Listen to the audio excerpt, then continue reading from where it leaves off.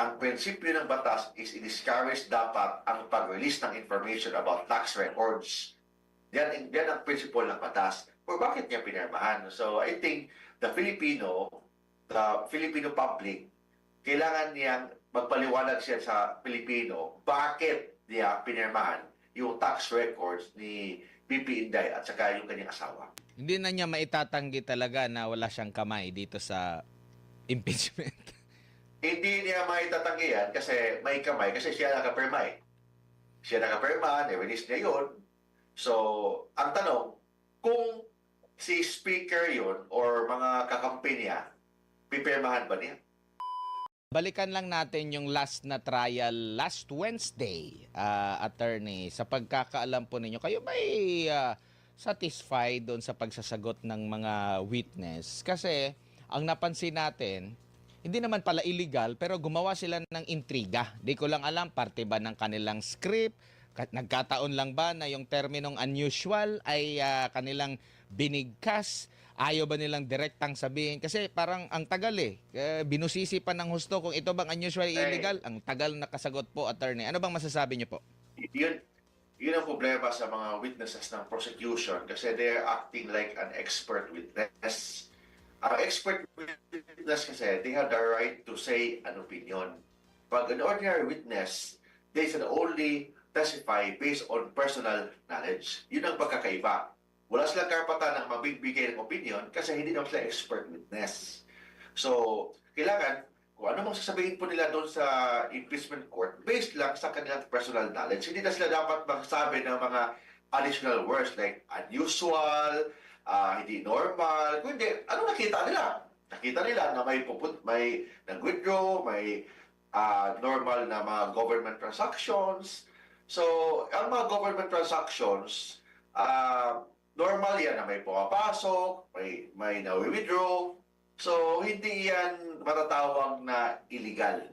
But of course, we have to clear na sa mga kababayan po natin na ang Senado bilang impeachment court, they have the power to try and decide the case. So, ano yung power to try and decide the case? Kasama doon ang mag-issue ng subpoena. So, hindi natin matatago yan na right talaga yan ng impeachment court to issue subpoena. And in fact, ang impeachment is also an exception sa yung tinatawag na bank secrecy law. So, hindi natin pwede na i-invoke ang bank secrecy law kasi exception yan sa ating batas with respect to impeachment. But of course, kahit na exception yan, hindi naman ibig sabihin na walang limit ang Senado. May limit pa rin ang Senado. So, kailangan yung related sa articles of impeachment kasi ang Senado, they have only the jurisdiction with respect only sa based on the articles of impeachment. Hindi sila dapat na gagamitin yung kanilang subpoena power na mag-conduct ng fishing expedition. Wala silang karapatan doon. Kung hindi, mag-issue sila ng subpoena in relation to the articles of impeachment na final po sa Senado. Kasi doon lang po ang kanilang jurisdiction. Opo, kasi malinaw naman siguro po sa ating mga batas na nakakasaklaw sa pagbabangko po, attorney. Bakit pa lalagyan mo ng kontrobersya na halimbawa doon sa pag-i-encash, pag-withdraw, pag-encash? Kung sasabihin na bawal, yun, doon ka magsabing bawal po ito. Pero napatunayan doon, attorney, ang dami pala mga proseso, ang daming pirma, pinayagan nila. So, ibig sabihin, legal, hindi siya illegal. Dapat wala nang komento. Nasa usual na normal yan sa banking practice na basta nandun yung signatory based sa record ng bangko na yung ang nakapirma, yun din ang nakalagay sa record ng bangko. So, wala na silang karapatan kung anong gagawin nila. So, dapat hindi ka sila makikialam bakit anong purpose ito, anong gagawin nito. As long as nakalagay sa normal naman yan na may mga pirma, then yung pirma naka-registered naman sa bank record. So, ibig sabihin, normal and legal po yung transaction. Opo. Yung pag-i-encash, hindi yon illegal, no? Sabi nga nila, ang pag-i-encash, hindi, kahit na ilang milyon yan, hindi naman illegal yan kasi normally kung mag-issue ka ng mag-deposit ka sa bangko, cash, you have also the right na i-withdraw it in cash. Kung walang cash ang bangko, you can request the bank na pwede ba cash ang i-withdrawin. So, hindi yan matatawag na illegal. Wala namang, I do a research sa banking system, wala naman nakalagay doon sa batas na bawal mag-withdraw ng cash. Normal mag-withdraw ng cash, hindi yan, for example, sweldo ng mga tao. Usually before, sa mga probinsya, pag sweldo ng mga tao sa isang company, mag-withdraw talaga ang company during 15 and 30 of the month na mag-withdraw sila in cash para i-sweldo sa mga tao. And that is not unusual and that is not illegal. Ang tingin ko unusual dito, attorney, dito sa issue kay Vice President Sara, pumalag sila. Pero yung mga pag-in-cash doon sa pera na nasa maleta, ba't wala tayong narinig? Ang dami-dami nun, attorney. Kung in-cashment ang pag-uusapan natin, hindi lang natin pag-uusapan ang baleta. Let's go back to election. Tingnan natin sa election, bakit walang cash ang mga bangko? Kasi nga, ni-withdraw yan. May mga special arrangement yan with the bank managers na ilagay sa mga maleta yan. So, during election, I don't know anong gagawin lang sa pera yan. Baka ipang-vote buying yan. So, ginagawa na yan during election. Pangalawa, of course, yung bakit may mga cash, ang mga ilang bilyon ang may maleta ng mga cash. So, is it unusual? Ang issue kasi dito, Admar, pwede ka ba mag-withdraw ng cash sa bank deposit mo?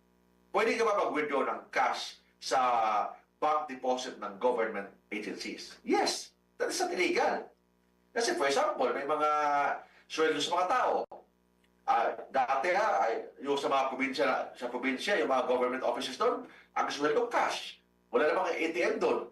So cash sweldo. For example, yung mga ayuda-ayuda, cash din yun. So, hindi siya illegal, hindi siya unusual. Pero tingin nyo po, para mas makita kung unusual ba talaga, yung para kasi wala siyang pwedeng ipagkumpara eh. Kasi iisa lang yung government agency pala na nandoon po, attorney, at hindi rin masabi kung itong pera na ito ay confidential. Why not yung mismong pinuno ba ng mga branch managers na nakakasaklaw din sa ibang mga ahensya na may mga confidential funds? Okay. Attorney. Ang suggestion ko yan, Admar, they should, of course, ayaw ko naman turuan ng mga prosecution. But kung ako yung susunod, dapat ang prosecution magtawag ng isang expert witness in banking. Kasi yung isang bank manager or anong tawag doon sa land bank, he or she will only testify based sa kanyang personal knowledge. Kailangan muna mag-present sila ng expert witness at ipa-qualify sa impeachment court bakit siya isang expert witness. So normally, mas maganda kung kukuha sila ng isang expert sa mga banking system, bangko na mga private na mga laki. Then mag-testify kung usual ba na mag-withdraw ng 100 million, 50 million, or even 1 million. Kung mag-withdraw ang isang kliyente nila ng 1 million, ano ba ang proseso? So, mas maganda, kukuha sila ng isang expert witness to testify based sa kanyang expertise in banking. Kasi, hindi sila pwedeng kumuha dyan sa land bank or sa ano bangko ba yun. Kasi, it will create, may conflict of interest kasi bank officer siya, same time siya yung sa bangko sa land bank na where the funds ng OBP or anong DepEd, kung na may DepEd ba, doon naka-deposit. So, mas maganda, kumuha sila ng isang expert witness who will testify based on kanyang expertise in banking system. Jolly Spaghetti Time! Wow! More sauce! More sauce na! More sweet sarap saya! Opo. Mayroon po ba kayong nakikitang maaring problema dito sa hinaharap, lalo na sa usapin ng pagbabangko po sa industriya, sa mga magbabangko na mawawalan sila ng tiwala? Ito ang problema. Ang banking system, bakit may tinatawag na secrecy of bank deposit? Bakit secret yan, Admar? Secret yan to encourage yung mga officers natin o yung mga depositors natin na magdeposito sa bangko. Bakit kailangan magdeposito sa bangko? Para may kasang bangko na pwedeng utangin, pwedeng mag-loan, and that it means the economy will work. Yun talaga ang normal dyan. That's why secret ang deposit. Otherwise, when secret yan, wala nang magdedeposito sa bangko. Kasi takot, ilagay nila sa ilalim ng kanilang kama. Di ba? Yung sa lumang mga Alkansya. wala pa mga alkansya, ilalim ng kanilang kama, o ano yung mga bolt nila dyan, doon na lang nila ilagay. Hanggang kakainin ng mga daga ang pera nila. Di ba? So, ang purpose ng secrecy of bank deposit, it will encourage depositors to deposit to the bank. In fact, may mga program sa mga bangko, kahit bata ka pa, i-encourage ka na mayroon kang bank accounts para alam mo ang banking system. So, may tinatawag na secrecy of bank deposit. But bakit ang foreign accounts, Agmar, absolutely confidential? I-compare mo sa peso account na confidential din, secret din, but dami mga exceptions. But with respect sa dollar account, absolutely confidential except isa exception lang pag ang depositor pumapayag na withdrawin ang pera. Bakit ganun? Ang purpose dyan, to encourage na ang mga Pilipino na or mga foreigner na mag-invest sa Pilipinas, dito mag-deposit sa Pilipinas, ang mga foreign accounts, mga dollar, mga yuan, mga yen, o ano pang mga currency dyan, i-deposit sa Pilipinas, and it will help our economy. Yun ang purpose dyan. So, in this case, na nandyan yung impeachment natin, parang indirectly, it will discourage sa mga depositors na mag-deposito sa bangko. Ibig sabihin, hindi pala safe ang bangko ng Pilipinas kasi pwede palang tingnan, pwede palang gamitin sa politika. So yun talaga ang maging epekto of this impeachment trial. Pero attorney, given the logic, tapos itong mga mahigpit, maraming mga batas na nakakasaklaw dito sa pagbabangko natin, malimit ba para sa mga tiwali o korap na mga opisyal na gagamit ng bangko at malalaman doon na meron siyang mga tiwaling transaksyon? So, malalaman dyan, actually, yung tinatawag na tiwaling transaction, yun yan. Kasi dapat isama yan sa SALN. Yung mga any bank, any government officials, mataas ka man or mababa ka man sa pwesto sa government, kailangan ka mag-declare ng SALN mo. Statement of your assets and liabilities. And banking or bank accounts, part yan ng your asset, and that should be declared in the SALN. Pero, kung ikaw ay tiwali, magbabangko ka ba? Mataas ba ang probability na magbabangko ang mga tiwali? Kasi matitrace yan lahat-lahat ng mga papasok mo sa bangko. Kung mga tiwali ka, bakit, ito lang sabihin natin, Adbar, bakit may mga maleta? Bakit hindi nilang gawin cheque? I-deposit sa bangko, o ibigay ni congressman cheque, ibigay ni contractor cheque. Bakit cash? Para walang paper trail. Ganun yan. So, kung ako ay isang corrupt na opisyal, ipasok ko ba sa bangko ang 100 of billions ko? Hindi. Kung ipasok ko sa bangko, ibig sabihin, makita yan. Pag makita yan, damay ako. So, ibig sabihin, ebidensya yan of my, ebidensya yan na isa akong kurakot na opisyal. Ganun lang yan. So, pag kurakot ka na opisyal, normally, hindi talaga nila ilagay yan sa bangko. Baka inilagay nila sa vault, sa isang kwarto ng isang condominium, or baka ilagay nila sa foreign accounts, dollar account kasi absolutely confidential, or sa ibang bansa, overseas, nila i-deposit yan. So, yun talaga ang gagawin. Kasi kung takot ka, kung corrupt ka na opisyal, hindi mo talaga ilagay dyan sa bangko. Otherwise, makikita yan na corrupt ka na opisyal. So, that is the lesson, moral lesson. So, ang tanong dyan, for example, si Vice President Inday Sara, isang tiwali, example lang, i-deposit ba niya sa bangko? Hindi. Let's see about the principle ni sino yung drug lord na si Colombian drug lord na si Colombian drug lord. Bakit kinain ng daga ang kaniyang mga pera? Si Pablo Escobar. Bakit kinain ng daga? Kasi hindi yan i-deposito sa bangko. Kasi pag i-deposito sa bangko yan, may paper trail. Pag may paper trail, hindi niya kayang i-explain o ipaliwanag paano siya nakapera ng ganyan.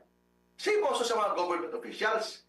Hindi talaga nila ilagay sa bangko yan lahat. Pagkapadahan-dahan, padahan-dahan, para may mga frauds sila, mga negosyo, para to explain, kaya nila ipaliwanag gaano kalaki ang kanilang pera. Kasi ang Pilipinas, yes, we have secrecy of bank deposit, but may mga exceptions. One of the exception, yung tinatawag na impeachment trial. Opo. So matotal, yung witness na kanilang inilatag, walang silbi. Kasi wala din namang pagko-question nga. Meron lang paglilinaw, yung sinasabing yung dumaan sa exit, yun pala, bahagi na pala yun ng OVP na OVP na compound or daanan na pala, pero alam mo na yung pag-iintriga. So in short po, yung paglalatag ng witness, sa tingin nyo po, walang bigat doon sa kanilang mga akusasyon. Yung mga sinasabi, yung tinatawag na banking trail. Yung banking trail yun kasi paano deposit, paano withdraw, doon sa far exit, it is not a proof of misuse. Hindi proof of misuse yan. Bakit hindi proof of misuse? Normal process yan eh. So, is it a proof na may betrayal of public trust? Is it a proof na may culpable violation of the Philippine Constitution? Hindi. Normal process of banking system. So hindi yan enough proof of guilt ng isang respondent in an impeachment trial. Opo. Dito po sa usapin po ng confidential fund sa pagkakaalam po ninyo, attorney, usual ba itong cash ang gamit? Yes, For the usual yan. Usual. Usual bakit cash ang gamit? Kasi ayaw ng mga confidential eh. So dapat walang paper trail. That is the essence of confidential fund. Dapat walang paper trail kasi pag may paper trail, malaman. So hindi na confidential yan. So normally, hindi yan, walang check na pipirmahan, walang mga vouchers na pipirmahan pag confidential fund. Cash talaga ibibigay dyan. Cash ang ibibigay para walang paper trail. And it will ma-maintain po nila ang confidentiality of that fund. Opo. So, nabanggit niya na unusual kasi nga during that time, yun lang ang merong budget for confidential fund ng OVP at DepEd. Though, hindi nila alam kung ano yung pera na yun, pero maaring yun ang rason. Pwede ba si branch manager magtanong din sa ibang mga branch manager, same na bangko? Like halimbawa, branch manager na nakakasaklaw doon sa bangko ng Office of the President. May malaki yan silang confidential fund. Oy, ano ba ito? Nagwi-withdraw ba din ba sila ng malaking pera or nag-i-encash ba sila ng malaking pera? Pwede ba yon sa isang branch manager sa pagkakaalam? Ang branch manager sa mga government banks, ang gagawin nila, basta kompleto lahat ng mga dokumento, i-release nila ang funds. Hindi na sila nakikialam kung paano gagamitin yan, saan gagamitin, because there is such thing as presumption of regularity sa lahat po ng mga public official. Kasama doon ang Office of the Vice President, kasama doon ang Presidente. So, as long as kompleto ang mga vouchers, kompleto ang mga perma, then for the withdrawal, i-release nila ang funds. Kasi hindi sila makikialam kung paano gagamitin yan, kung saan ibibigay yan. So, ibig sabihin, wala silang personal knowledge sa funds na yan. As long as kompleto ang lahat ng mga vouchers and mga documentations, i-release nila ang funds.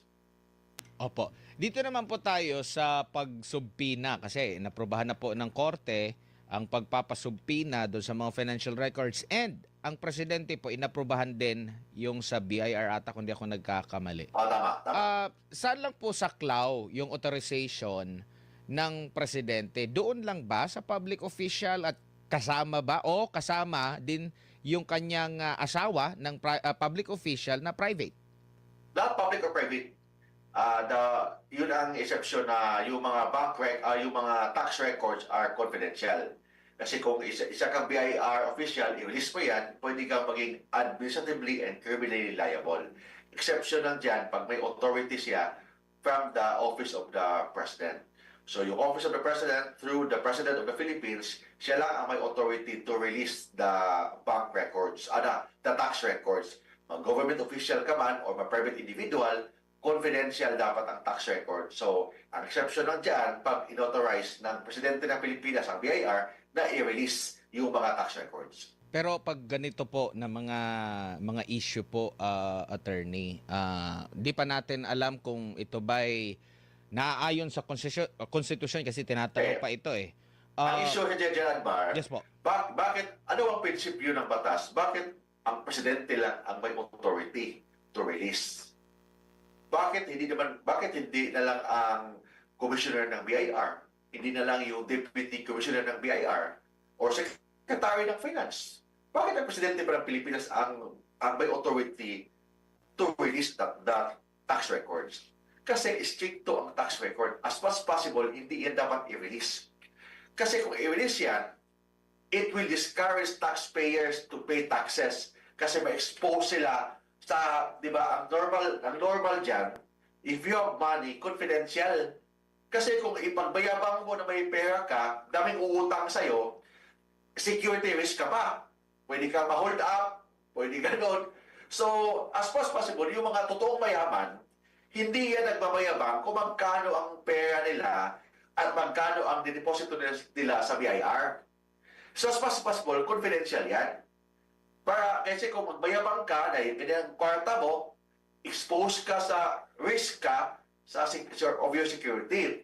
So, that's why, under the law, ang presidente lang ang may authority to release.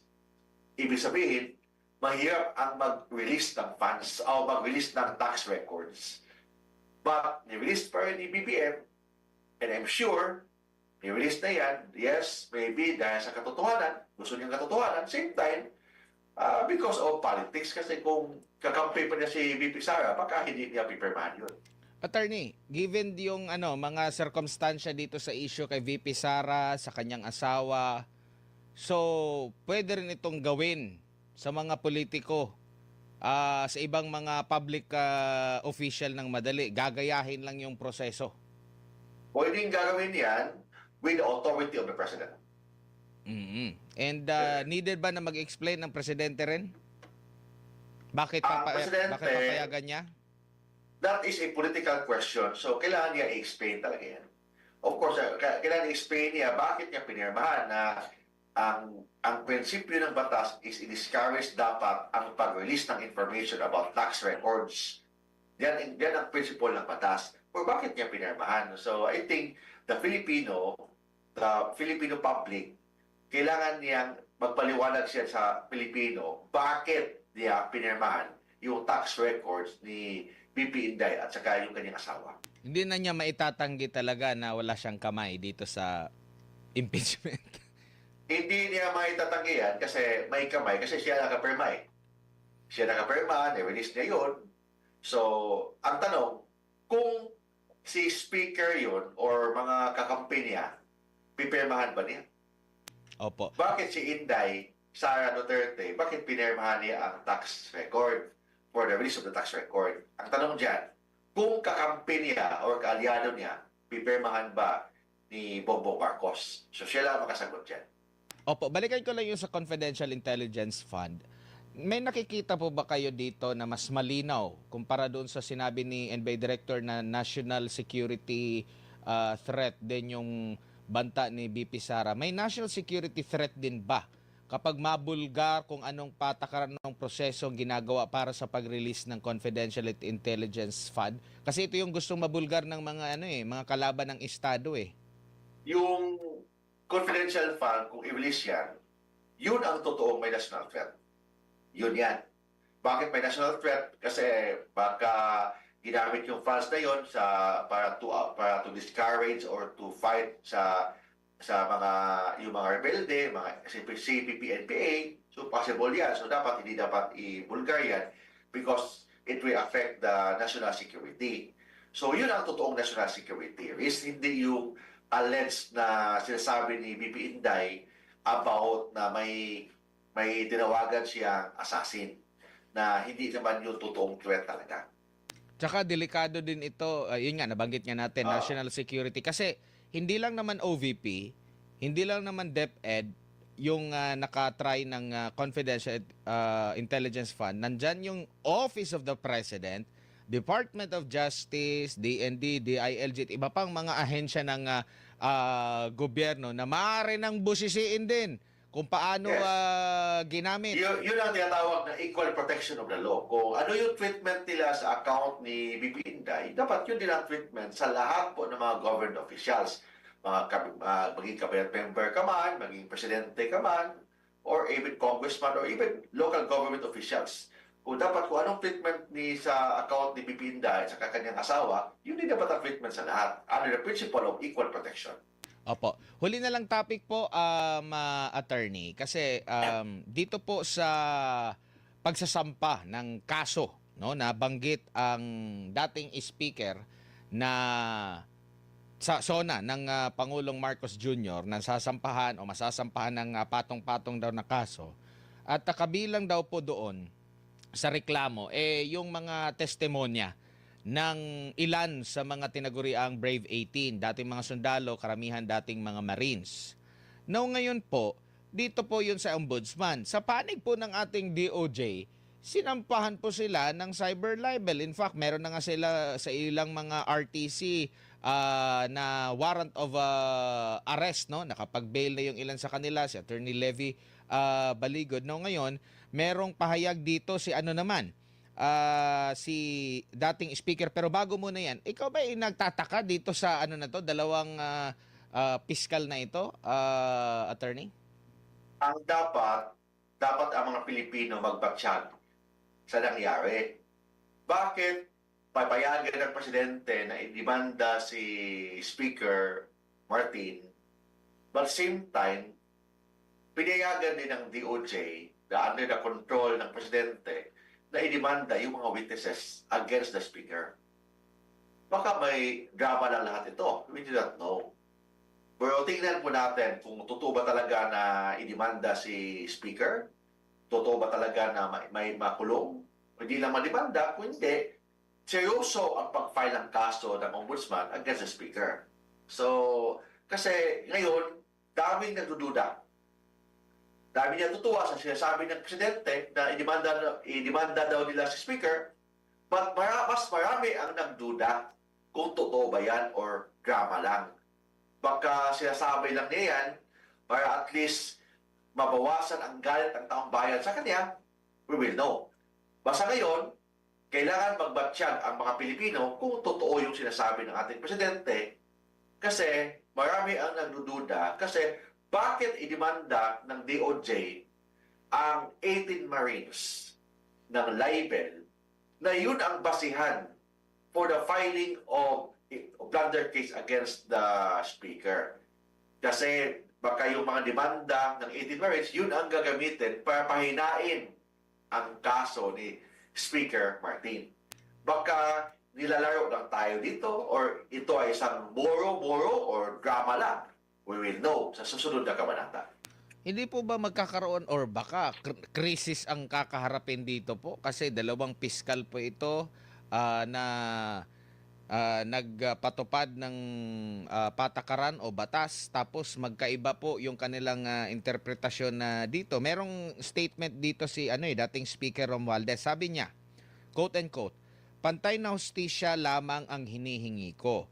But the Ombudsman is using witnesses he himself and now the DOJ have already publicly discredited and who are now facing cyber libel and perjury charges. Ito ba ang patas na investigasyon? Mga testigong ibinasura na, kinasuhan pa ng cyber libel at perjury, gagamitin pa rin para lang ituro ako at ako lamang? Hindi ako uurong sa So baka ma-technical ito at mawala sa lahat." Yun ang sinasabi ko na idemanda si Speaker, but pahinain ang kaso. Paano pahinain?